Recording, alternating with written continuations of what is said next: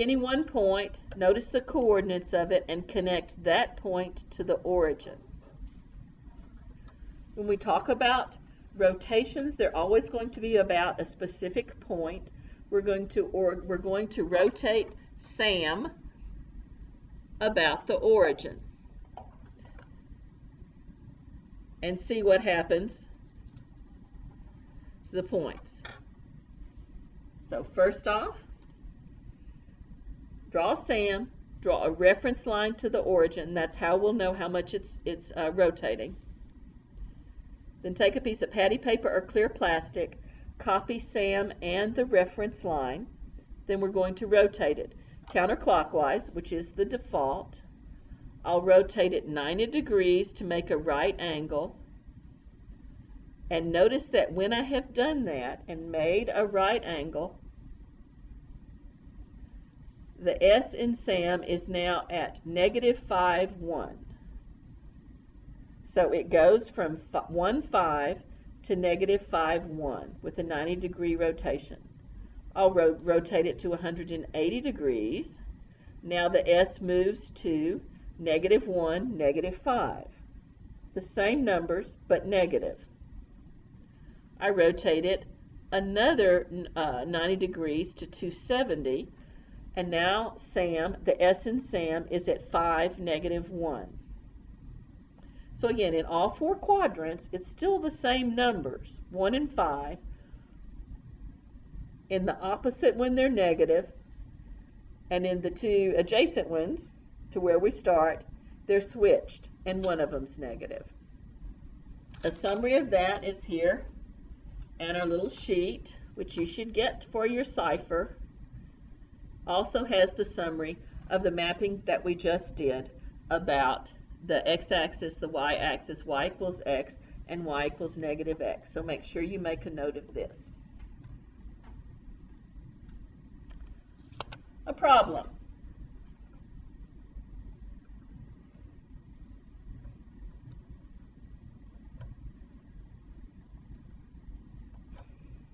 There we go. You're going to a parking lot. You're going to buy books. Your friend is going to buy CDs. Where should you park to minimize the distances you will both walk? Highly important here.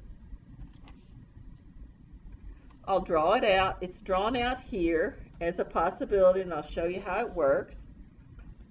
So what we'll be dealing with here is a number of problems. It's good in the parking lot, but this is also how you decide, how the power company decides where the best place to put a pole is. I'll show you what we mean here. We want to go from A to B, but we have to tag the axis along the way and make it the shortest distance possible to travel. Now, obviously, the shortest distance between A and B is a straight line, but with the additional proviso that we must pass by, touch the x-axis. That makes it a little more complicated.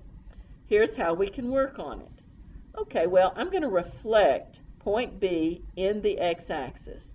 So my line of reflection will come down right here, my line of sight to my line of reflection to my mirror line. It's up 6, so it'll be down 6. 1, 2, 3, 4, 5, 6.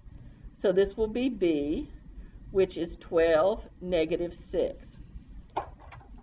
Okay, I hope we can agree that the shortest distance between A and B prime is a straight line.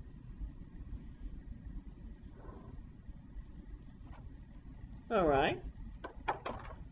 What if I go from the intersection with the axis, which is where we have to tag it, and turn around and go back up to B?